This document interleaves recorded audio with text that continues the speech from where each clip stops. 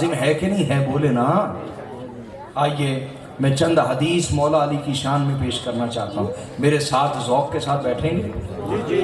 لیکن سچی بات یہ، اب تک آپ نے میری گفتگو اس ذوق سے نہیں سنی جس ذوق سے سننی چاہیے۔ تو اب آپ تیار ہیں سننے کے لیے؟ درس حدیث دینے لگا ہوں، ٹھیک ہے؟ حدیث کو روایت کیا ہے امام ترمذی نے۔ کس نے بولیے؟ امام ترمذی نے۔ اور امام ترمذی کی سنن میں حدیث نمبر ہے 3727۔ امام بزار نے بیان کیا المسند میں، اور وہاں حدیث نمبر 1197۔ امام ابو یعلا نے بیان کیا المسند میں، وہاں حدیث نمبر 1042۔ اس کے علاوہ کئی محدثین نے اس کو بیان کیا۔ توجہ ہے جی؟ سنیے، آقا علیہ الصلوۃ والسلام نے ارشاد فرمایا، لا یا علی لا يحل لأحد ان يجنب في هذا المسجد غیری و غیرک، او کما قال صلی اللہ علیہ وآلہ وسلم۔ پہلے سمجھے جنابت کیا ہوتی ہے؟ جنابت وہ حالت ہے جس حالت میں انسان پر غسل فرض ہو۔ کیا فرض ہو؟ بولیے۔ وہ ایک نپاکی کی حالت ہے۔ کیا ہے بولے؟ نپاکی کی حالت۔ جب بندے پہ غسل فرض ہو جائے، نپاکی کی حالت، جنابت کی حالت اسے کہتے ہیں۔ کیا کہتے ہیں؟ تو جنابت کی حالت میں کوئی مسجد میں جا سکتا ہے؟ بولیے۔ یہی آقا علیہ الصلوۃ والسلام اعلان فرما رہے ہیں۔ حضور نے فرمایا، اے علی، کسی کے لیے حلال نہیں کہ وہ حالت جنابت میں مسجد میں جائے یا وہاں ٹھہرے سوائے میرے اور تیرے۔ غیری و غیرو، سوائے میرے اور، اے علی میرے اور تیرے سوا کسی کے لیے حلال نہیں کہ وہ حالت جنابت میں مسجد میں جائے۔ حالت کیوں؟ کیونکہ باقی اس حالت میں ناپاک ہو جاتے ہیں۔ نبی کو بھی اللہ نے پاک رکھا ہوا ہے، علی کو بھی پاک رکھا ہوا ہے۔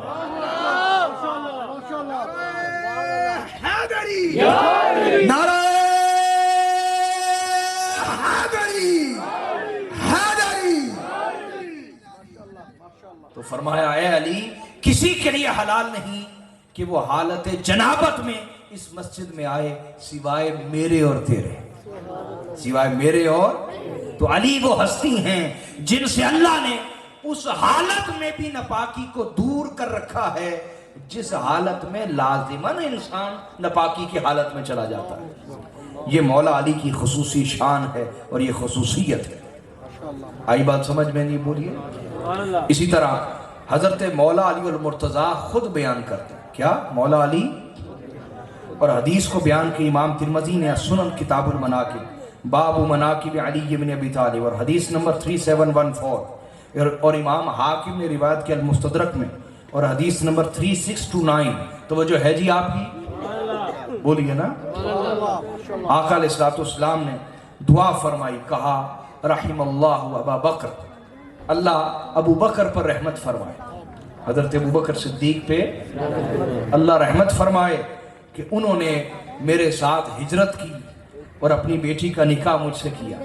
پھر فرمایا رحم اللہ عمر یقول الحق ان کان مرا، فرمایا اللہ عمر پر رحم فرمائے کہ یہ حق بات کہتا ہے چاہے کڑوی ہی کیوں نہ ہو، اور یہی وجہ ہے کہ اس کا دوست کوئی نہیں۔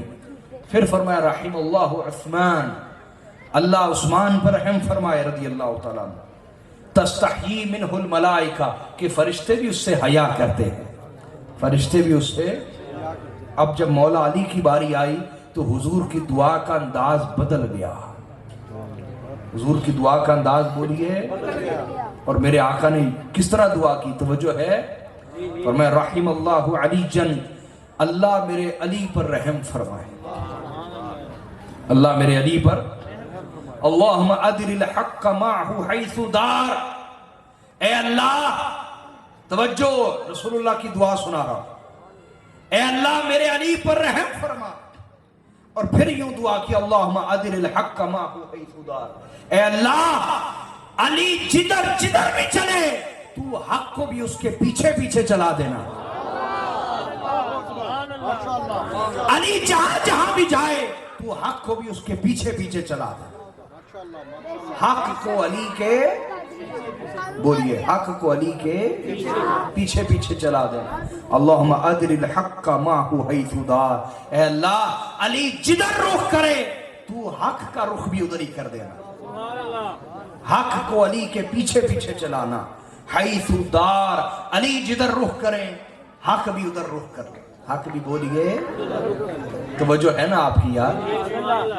یا تو آپ تھکے ہوئے ہیں یا آپ کے اندر ذوق ہی کوئی نہیں. میں کون سا آپ کو الف لیلہ سنا رہا ہوں؟ میں تو رسول اللہ کی حدیثیں سنا رہا ہوں. تو حضور کی بات پہ بھی اگر آپ داد دینا نہیں جانتے تو زبان ہے کس لیے؟ وہ دنیا کا کتنا بدنصیب آدمی جو زبان سے بھی داد نہ دے سکے اچھی بات ہے. اور یہ داد میرے لیے نہیں ہے، یہ تو رسول اللہ کی حدیث کے لیے. میں اپنی باتیں سناؤں تو آپ سے کبھی داد نہیں مانگوں گا. مجھے کیا غرض ہے؟ سمجھ آئی کہ نہیں ہے؟ اور داد اس لیے نہیں ہوتی کہ یہ میرا کو اجر ہے، اجر تو میں نے اللہ سے لینا ہے. داد اس لیے ہوتی تو پتہ چلے بھی لوگوں کو بات سمجھ بھی آ رہی ہے یا نہیں آ رہی. ٹھیک ہے نا؟ تو آقا علیہ السلام نے کیا دعا کی؟ اے اللہ علی جدھر جدھر چلے تو حق کو بھی ادھر ادھر چلا دینا. اس کا کیا مطلب ہے؟ توجہ کریں. اس کا مطلب یہ ہے کہ وہ رسول جو عمر بھر حکم دیتے رہے کہ لوگوں جدھر حق ہو ہمیشہ ادھر چلنا، جدھر حق ہو ہمیشہ ادھر رہنا، جدھر حق ہو ادھر چلنا.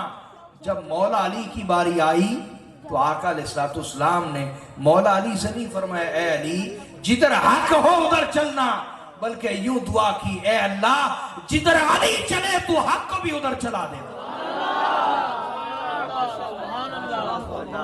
جدھر علی چلے تو حق کو بھی. پتا کیا چلا؟ پتا یہ چلا کہ ہر کوئی حق کے پیچھے چلنے کا پابند ہے اور حق خود مولا علی کے پیچھے چلنے کا پابند ہے.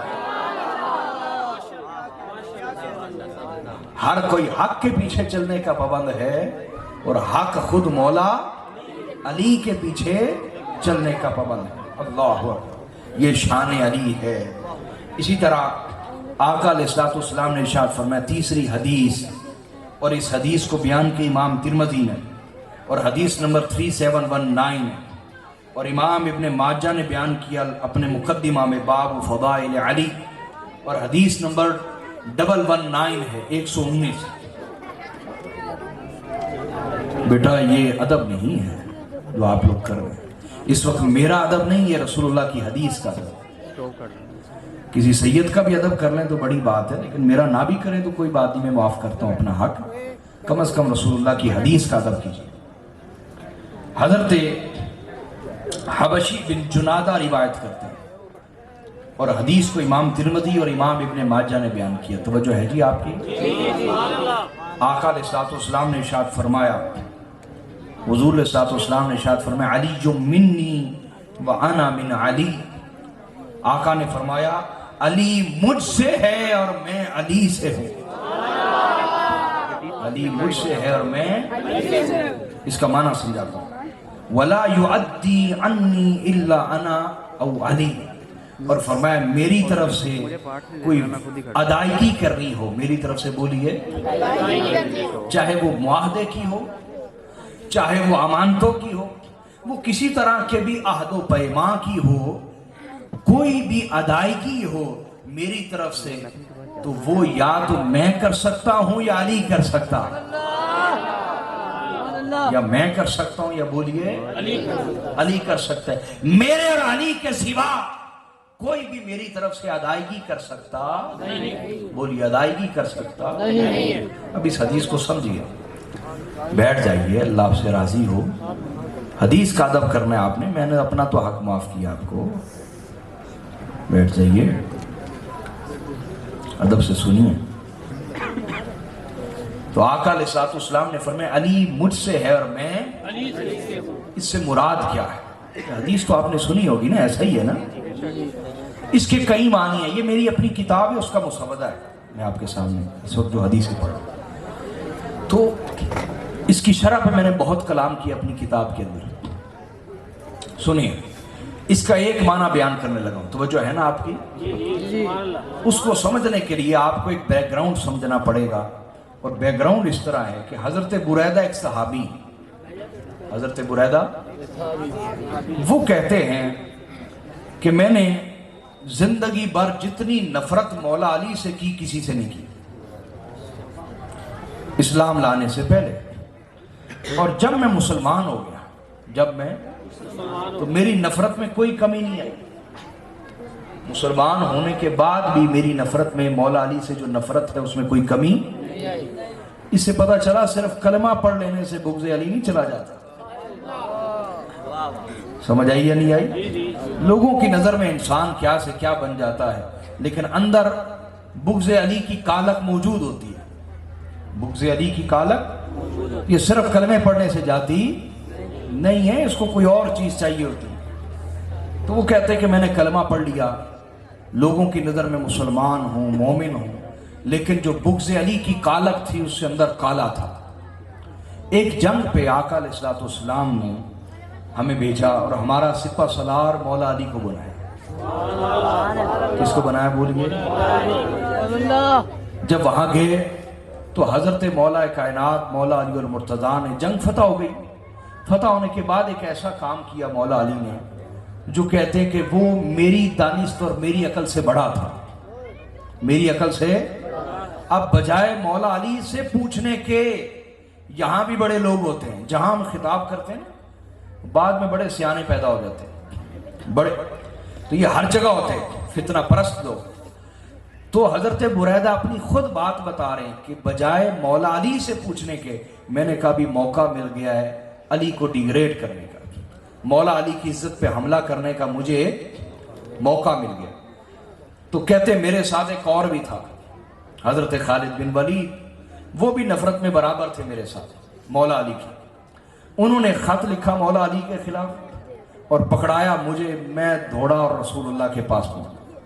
میں نے کہا یا رسول اللہ، علی نے یہ خرابی کی اور یہ خرابی کی۔ کہتے جب میں نے سنایا نا تو میں نے دیکھا کہ حضور علیہ الصلوۃ والسلام کے چہرے کا رنگ بدل گیا ہے۔ یہ ترمذی کی روایت سنا رہا ہوں آپ کو، اور اس کے علاوہ امام طبرانی نے بیان کیا المعجم الاوسط میں، اور وہاں حدیث نمبر 6085۔ امام حیثمی نے اس کو روایت کیا مجمع الزوائد کے اندر، اور وہاں جلد 9 اور صفحہ 127 ہے۔ ترمذی کی روایت کے الفاظ سنا رہا ہوں جامع ترمذی سے۔ حضرت بریدہ کہتے ہیں میں نے دیکھا کہ آقا علیہ الصلوۃ والسلام کے چہرے کا رنگ بدل گیا ہے، اور میرے آقا شدید تکلیف اور غصے اور جلال کی حالت میں آ گئے، اور جلال میں آ کے فرمانے لگے اے بریدہ تو میرے علی سے چاہتا ہی کیا ہے؟ تجھے کیا تکلیف ہے میرے علی سے؟ تو میرے علی سے کیا چاہتا ہے؟ 3 بار حضور نے گرجدار آواز میں فرمایا ہے بریدہ تو میرے علی سے کیا چاہتا ہے؟ کیوں اس کے خلاف بول رہا ہے میرے سامنے؟ حضرت بریدہ کہتے کہ میں کانپنا شروع ہو گیا، مجھے سمجھ آ گیا کہ بربادی ہو گئی، بربادی ہو گئی۔ آقا علیہ الصلوۃ والسلام نے، آپ رکے نہیں، میرے آقا منبر پہ آ گئے۔ کہاں بولیے نا یار، منبر پہ آ گئے، اور منبر پہ آ کے ارشاد فرمایا ما بال اقوام ینتقصون علی، آقا نے فرمایا ان لوگوں کا بنے گا کیا جو علی کی طرف کوئی نقص یا عیب منسوب کرتے ہیں، جو علی کی ذات میں کمی تلاش کرتے ہیں، ان لوگوں کا بنے گا کیا؟ ما بالو اقوام، وہ لوگ برباد ہو جائیں گے، ہلاک ہو جائیں گے جو لوگ علی کی طرف کوئی عیب منسوب کرتے ہیں، علی کی ذات کی طرف کوئی نقص یا کمی منسوب کرتے ہیں۔ اور فرمایا من ینتقص علی جن فقد انتقصنی، اور ایک روایت میں فرمایا فقط تنقصنی۔ توجہ ہے جی؟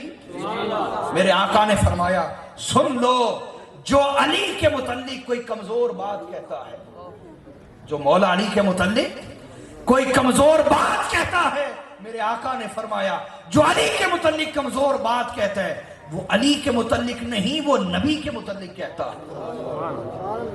جو مولا علی کی گستاخی کرتا ہے وہ در حقیقت، حضور نے فرمایا میری گستاخی کر رہا ہے، در حقیقت بولیے نا، میری گستاخی کر رہا ہے۔ اور پھر فرمایا بریدہ سنو، اور تم جیسے جتنے بھی لوگ ہیں سنیں، وَمَنْ فَارَقَ عَلِيًّا فَقَدْ فَارَقَنِي، سن لو جس نے علی کو چھوڑ دیا اس نے مجھے بھی چھوڑ دیا۔ نعرہ حیدری جس نے بولیے اس نے مجھے بھی، یہ رسول اللہ کے فرامین ہے جو سنا رہا.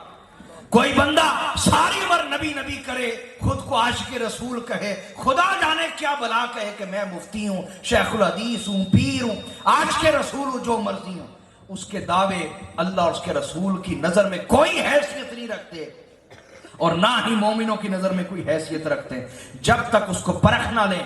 اور پرکھنا کیا ہے؟ دیکھنا یہ ہے کہ یہ دامن امام سے بھی جڑا ہوا ہے یا نہیں جڑا ہوا، یہ مولا علی کے دامن سے جڑا ہوا ہے یا.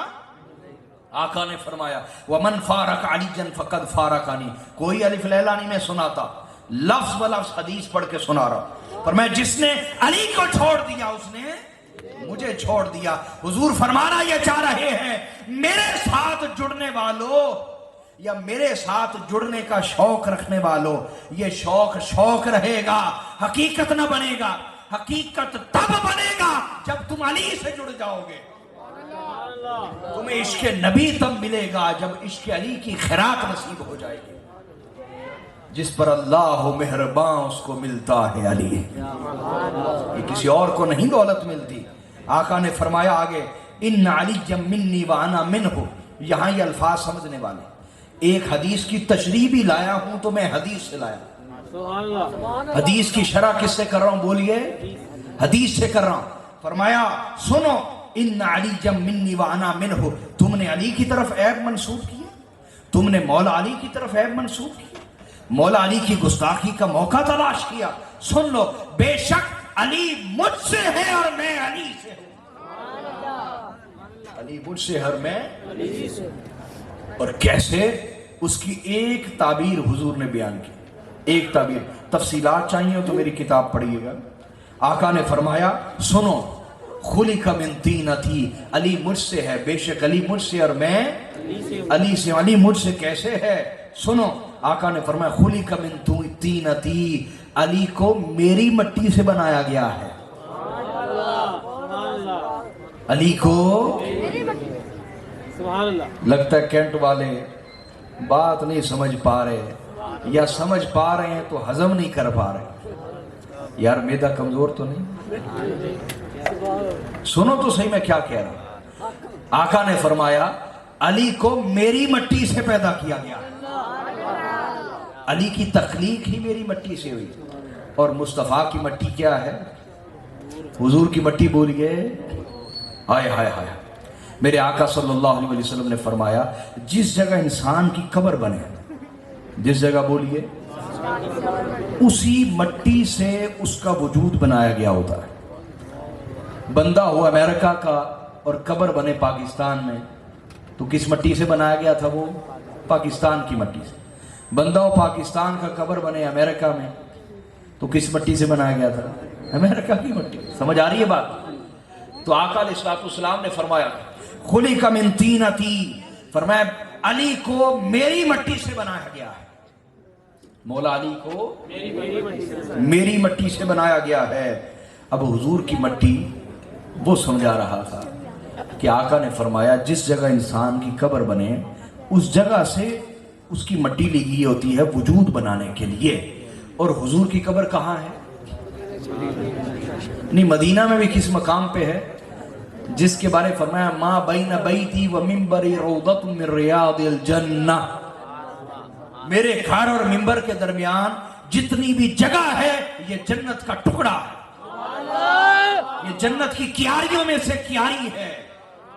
اور جنت ساری کی ساری نور ہے. جنت ساری کی ساری کیا ہے؟ بولیے جنت ساری کی ساری کیا ہے؟ تو مصطفیٰ کا تو پیکر بشری بھی نور سے بنایا گیا ہے. حضور کی تو مٹی بھی نور ہے. رسول اللہ کی بولیے کجا یہ کہ حضور کے سینے کا نور وہ کتنا بلند ہے. حضور کی مٹی بھی نور ہے. رسول اللہ کی بولیے. آقا نے فرمایا خلق من طینتی. علی کو میری مٹی سے بنایا گیا. وَخُلِقْتُ مِن طِينَةِ ابراہیم. اور مجھے حضرت ابراہیم کی مٹی سے بنایا گیا. وَأَنَا أَفْضَلُ مِنْ ابراہیم. حالانکہ میں حضرت ابراہیم سے افضل ہوں. حالانکہ میں حضرت ابراہیم سے. اور اس کے بعد فرمایا حضرت بریدہ سے وہ کلام کیا اور جو ان کے ذہن میں شک آیا تھا حضور نے دور کیا، طویل حدیث ہے۔ اس کے بعد جب یہ سب کچھ سن لیا حضرت بریدہ نے، یہاں تو لوگ سن کے نہیں نہ مانتے، ان میں اور حضرت بریدہ میں فرق کیا سمجھانے لگا۔ میں انہیں حضرت بار بار کیوں کہہ رہا ہوں، یہ آپ کے ذہن میں سوال آئے گا نا؟ ہاں سنیں، وہ حضرت کہنے کی وجہ بعد میں ذکر ہے، بعد میں ذکر ہے۔ اب جب حضرت بریدہ نے سن لیا مولا علی کی شان کو اور جو ذہن میں شیطانی وسوسہ آیا تھا وہ دور ہو گیا، تو حضرت بریدہ چپ نہیں رہے، تسبیح استغفار کی نہیں کی، سمجھ آ رہی ہے بات یا نہیں؟ استغفر اللہ نہیں پڑھ لیا، کیا کہا فقلت یا رسول اللہ بالصحبتی الا بسطت یدک حتی ابایعک علی الاسلام جدیدا، کہا یا رسول اللہ میں نے مولا علی کی بے ادبی کر لی ہے، مولا علی کی گستاخی کر لی ہے، لہذا آپ اپنا ہاتھ بڑھائیے، میں کلمہ پڑھ کے دوبارہ مسلمان ہونا چاہتا ہوں۔ میں کلمہ پڑھ کے دوبارہ مسلمان ہونا چاہتا ہوں۔ یہ رسول اللہ نے انہیں نہیں فرمایا کہ دوبارہ کلمہ پڑھ، حضور نے فرمایا، حضور تو یہی تو ججمنٹ کرنا چاہتے تھے، سمجھ بھی آیا یا نہیں آیا؟ لیکن انہیں پوری سمجھ آ گئی، کہا یا رسول اللہ مجھے سمجھ آ چکی ہے کہ وہ اسلام جس میں علی کا بغض ہو وہ اسلام نہیں بلکہ کفر اور منافقت ہے۔ کفر اور اسلام ہرگز ہو سکتا کفر اور منافقت ہے۔ یا رسول اللہ اپنا ہاتھ بڑھائیے، میں کلمہ پڑھ کے دوبارہ مسلمان ہونا چاہتا ہوں۔ حضور نے بھی یہ نہیں فرمایا نہیں تم بس استغفر اللہ پڑھ لو، نہ، میرے آقا نے ہاتھ بڑھا دیا، کہتے فما فارقتہ حتی بایعتہ علی الاسلام جدیدا، کہتے حضور نے اپنا ہاتھ بڑھایا، میں اس وقت تک حضور کی بارگاہ سے نہ اٹھا جب تک میں نے کلمہ پڑھ کے دوبارہ اسلام قبول نہ کر لیا۔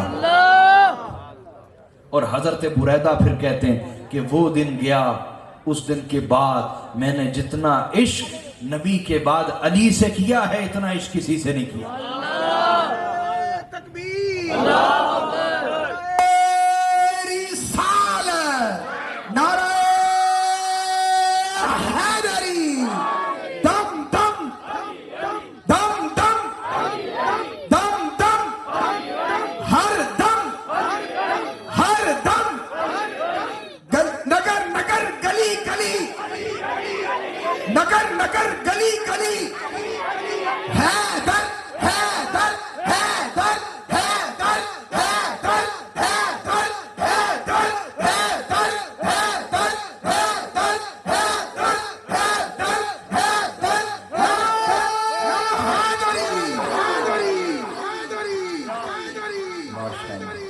اللہ آپ کے ہاتھ سلامت رکھے اور یہ قوت سلامت رہے حیدر کرار کے صدقے میں۔ تو آگے فرمائے وَأَنَا مِنْ عَلِي، یہ تو میں نے سمجھا دیا نا، علی مجھ سے ہے، میں علی سے ہوں، اس سے مراد کیا ہے؟ بہت ساری تعبیرات، ایک تعبیر یہی ہے کہ آقا نے فرمایا میں علی مجھ سے ہے، کیسے کہ اسے میری مٹی سے بنایا گیا، انا وعلی من نور واحد، فرمایا میں اور علی ایک نور سے بنائے گئے ہیں، میں اور علی ایک۔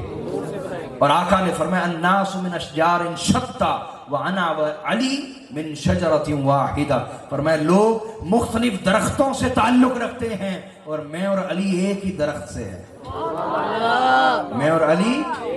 تو یہ معنی ہے کہ علی مجھ سے ہے، یہ اس کا معنی ہے۔ اور دوسرا میں علی سے ہوں، اس سے مراد کیا ہے؟ اس سے مراد یہ کہ میرے دین کی بقا، میرے مشن کی بقا، میرے دین کی حفاظت علی اور علی کی اولاد کے ساتھ ہے۔ جب تک علی اور علی کی اولاد ہے میرے دین پہ کوئی آنچ نہیں آئے گی، میرے مشن پہ کوئی گزند ہرگز نہیں آئے گی۔ اور آگے فرمایا وَلَا يُؤَدِّي عَنِّي إِلَّا أَنَا وَعَلِي، فرمایا میری طرف سے کوئی ادائیگی، کوئی معاہدہ یا میں کر سکتا ہوں یا صرف علی کر سکتا ہے۔ یہ کیسے؟ اس کی دو مثالیں دیتا ہوں، توجہ ہے جی؟ کھڑے ہوئے بھی ذوق والے بندے ہیں یا بے ذوق لوگ ہیں؟ ہاں بولیے نا یار، نبی کے گھر کے نام پہ نعرہ حیدری، اللہ آپ سے راضی ہو۔ سنیے जब आका अलैहिस्सलाम ने हिजरत फरमाई, क्या फरमाई? हिजरत। तो हिजरत के वक्त आका अलैहिस्सलाम ने सारी की सारी अमानतें मौला अली के पास क्यों रखवा दी? भाई गौर तलब बात है। अमानतें उन्होंने पकड़वाई थी रसूलुल्लाह को, अमानतें रखवाई थी रसूलुल्लाह के पास, और अदायगी कौन कर रहा है? मौला अली। नहीं बात समझ आई? अदायगी कौन कर रहा है? भाई आपका पैसा पड़ा है HBL में, तो अदायगी UBL करेगा? बोले ना, अदायगी भी HBL ही करेगा ना। तो अमानतें रखवाई गई रसूलुल्लाह के पास, अदायगी मौला अली क्यों कर रहे हैं? आका ने फरमाया यही तो तुम्हें समझाना है कि मेरी तरफ से अदायगी या मैं कर सकता हूं या वो कर सकता है जो मुझसे हो। वो कर सकता है जो, और वो अली है। वो कौन है? लिहाजा अदायगी भी मैं ही कर रहा हूं। क्यों? क्योंकि अली मुझसे है। अदायगी भी। फिर जब सूरह तौबा नाजिल हुई, कौन सी सूरत बोली है? तो हज का चूंकि मौसम था, तो हजरत अबू बकर सिद्दीक रज़ी अल्लाह ताला अन्हु को आका अलैहिस्सलाम ने अमीर हज बना के भेजा था। जब सूरह तौबा नाजिल हुई तो आका अलैहिस्सलाम ने अपनी ऊँटनी मौला अली को अता फरमाई,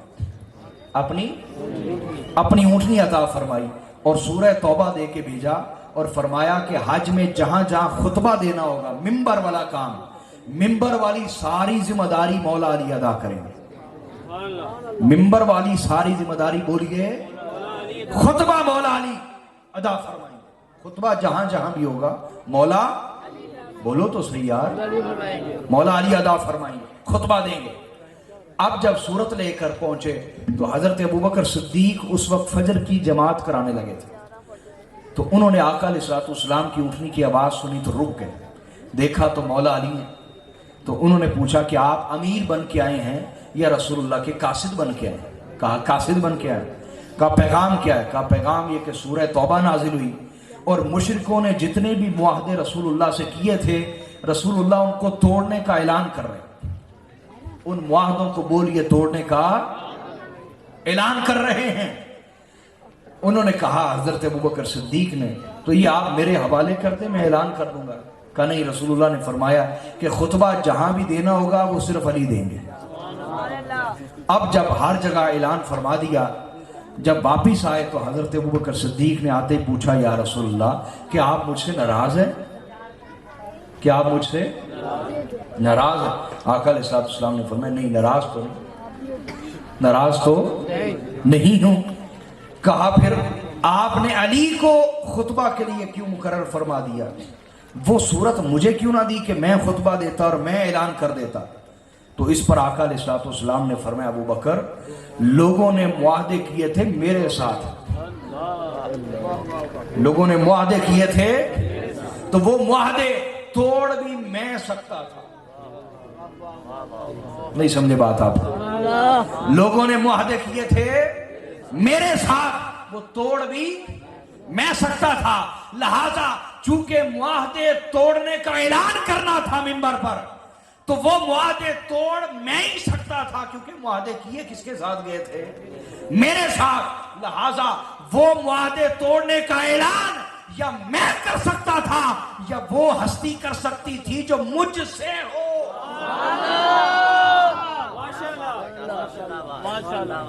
जब मुआहदे मेरे साथ हुए तो तोड़ भी सिर्फ मैं सकता था या वो तोड़ सकता था जो मुझसे हो, और अली मुझसे है और मैं अली से हूं। लिहाजा मुआहदे मेरे साथ हुए तो तोड़ूंगा भी मैं, तोड़ूंगा बोलिए। लिहाजा अली ने मिंबर पे खड़े होके खुतबा इसलिए दिया चूंकि मुआहदे तोड़ने का ऐलान था। मुआहदे जब मेरे साथ हुए तो तोड़ भी मैं सकता था, और अली मुझसे है और मैं अली से हूं। क्यों भी हदीस समझ आई है कि नहीं आई? बोलो तो सही ना। अल्लाह आपसे राजी हो, अल्लाह राजी हो आपसे। हाँ जी, टाइम कितना? अच्छा, अल्लाह आपसे राजी हो। हजरत अम्मार बिन यासिर रिवायत करते हैं। कौन बोलिए? हजरत, बोलो ना, हजरत अम्मार इब्न यासिर से कोई सलाम दुआ नहीं है? कोई बोला है? कोई नहीं? सुनो मैं सुनाता हूं। حضرت عمار ابن یاسر کون ہے؟ حضرت عمار ابن یاسر پہلے 10 لوگوں میں سے اسلام قبول کرنے والے ہیں، اور بعض روایتوں کے مطابق 7ویں مسلمان ہیں حضرت عمار ابن یاسر۔ حضرت عمر 40ویں ہیں۔ یہی سے اندازہ فرمائیں کہ حضرت عمار ابن یاسر رسول اللہ کی خدمت میں حضرت عمر پہ بھی تقدم رکھتے ہیں قبولیت اسلام میں۔ پہلے 10 افراد میں حضرت عمار ابن یاسر شامل ہیں۔ اور حضرت عمار ابن یاسر کون ہیں؟ یہ وہ ہیں جن کی والدہ اسلام کی سب سے پہلی شہیدہ ہیں، جس کی ماں نے، وہ عورت جس نے سب سے پہلے اسلام کے لیے خون پیش کیا، وہ حضرت عمار کی والدہ ہے۔ سمجھ آئیے یا نہیں آئی؟ اسی طرح حضرت عمار کے والد، انہوں نے بھی شہادت پیش کی، انہوں نے بولی ہے۔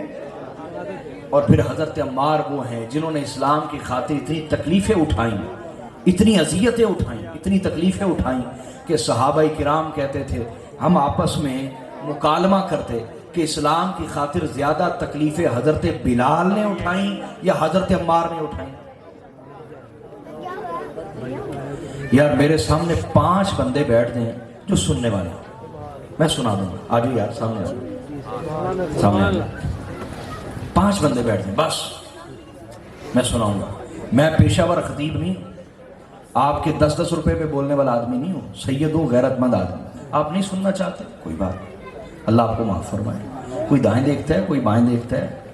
ہم نے تو یہ علم اس طرح لیا ہے، اور میرے سب سے پہلے جو میرے مرید ہیں وہ میرے کلاس فیلو ہیں، میرے سکول کے کلاس فیلو، میرے کالج کے کلاس فیلو۔ یہی سے اندازہ کریں کہ میں نے علم کیسے پڑھا ہوگا۔ سمجھ آ رہی ہے یا نہیں آ رہی؟ اور میں جن کو علم دے رہا ہوں کبھی دائیں دیکھتے ہیں، کبھی بائیں دیکھتے ہیں۔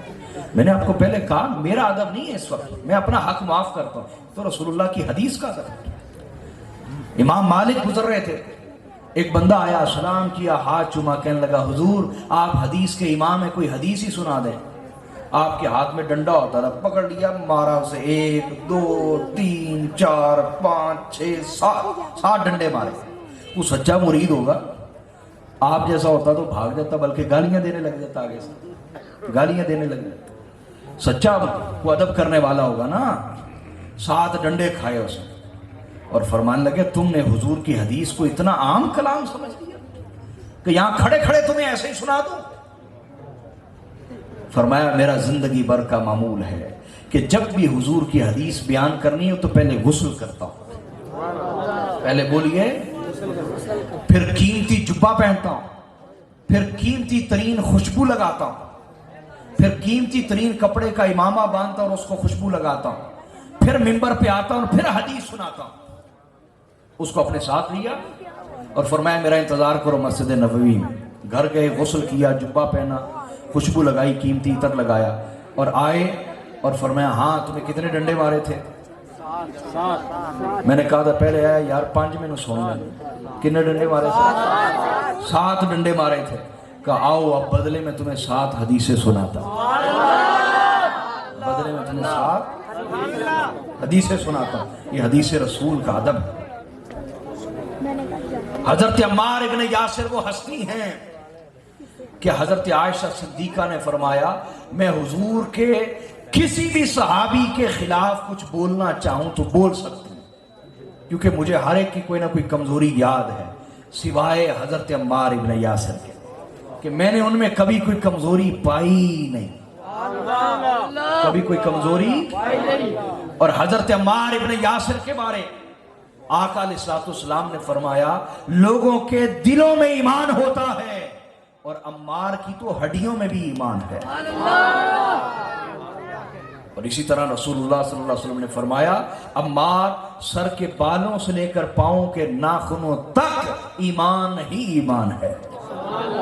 اور میرے آقا نے ارشاد فرمایا ہائے میرے عمار تقتلک الفئۃ الباغیہ، تجھے ایک باغی گروہ قتل کرے گا کہ تو انہیں جنت کی طرف بلائے گا اور وہ تجھے دوزخ کی طرف بلائیں گے۔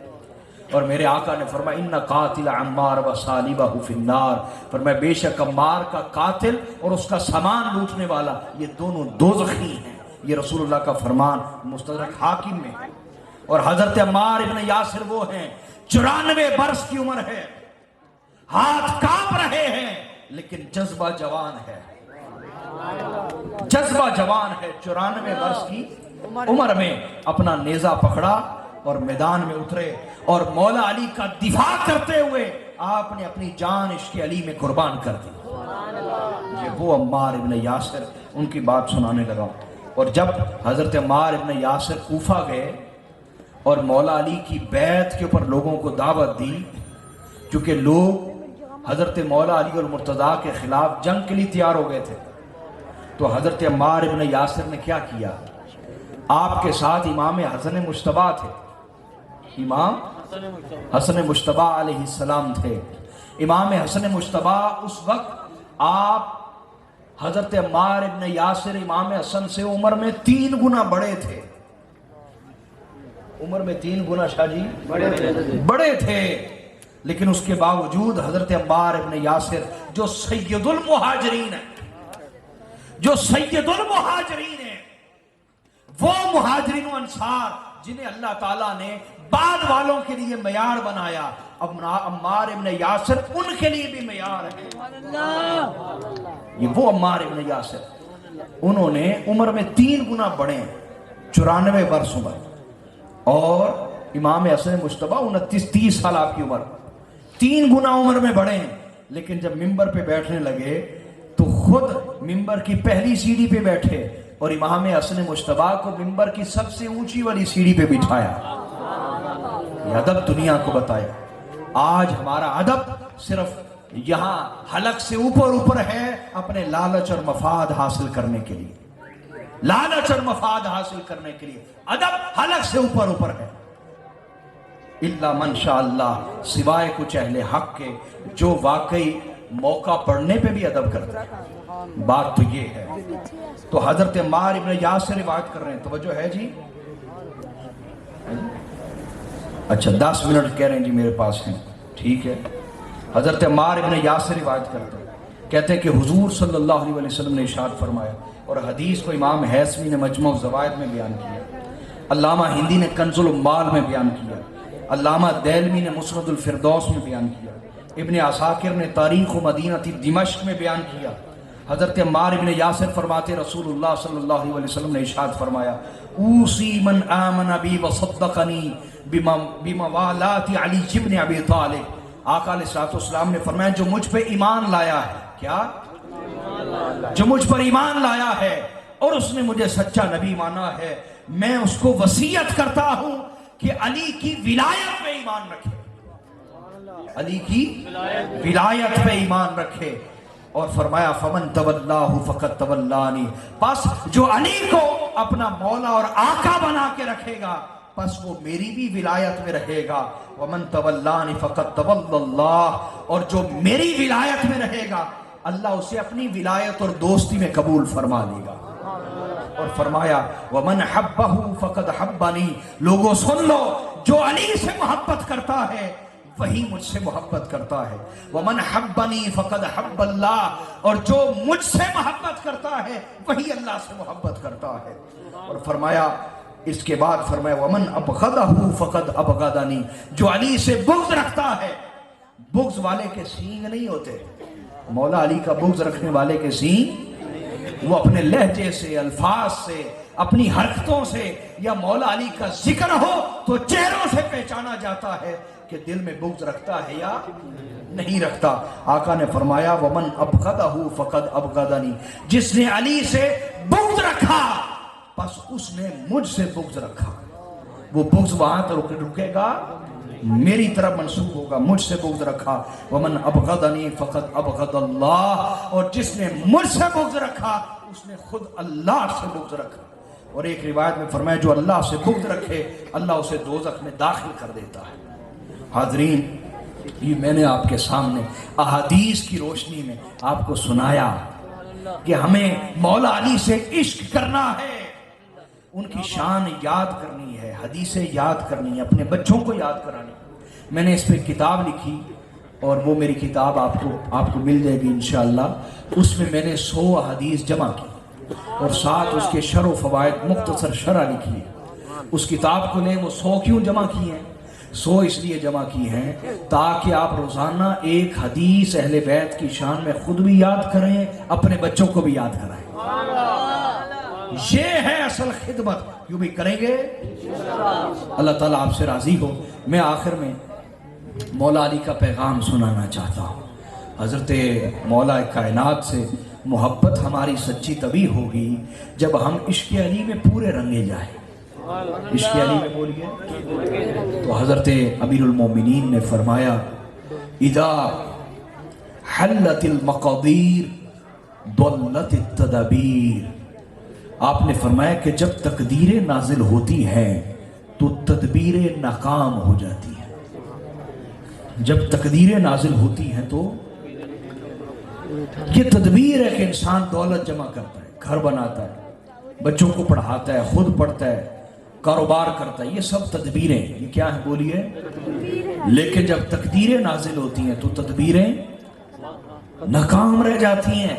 لہٰذا مولا علی سمجھانا یہ چاہ رہے ہیں کہ تدبیروں کے پیچھے بھاگنے والوں پہلے تقدیر والے سے اپنا تعلق قائم کرو۔ تقدیر والے کے ساتھ سجدے کا، توبہ کا، استغفار کا، معافی کا، دعا کا، تلاوت کا، عبادت کا، فرما برداری کا، اطاعت کا رشتہ تقدیر والے کے ساتھ پہلے جوڑو۔